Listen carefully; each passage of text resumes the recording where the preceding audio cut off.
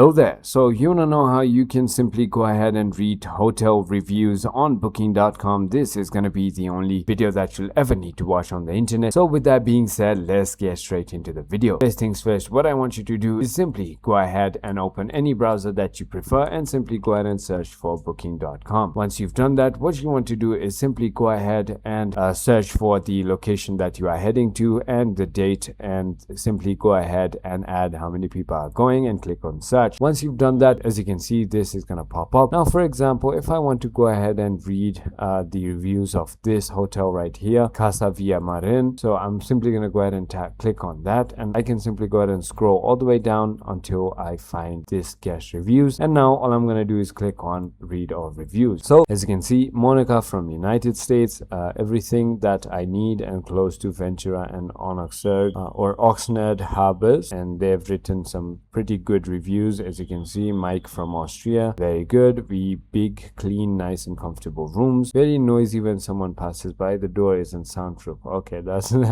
some. Okay, as you can see, there are a lot of other reviews you can just simply go ahead and read through. I hope this video was helpful. If it was, hit that like button, and I'll see you on the next one.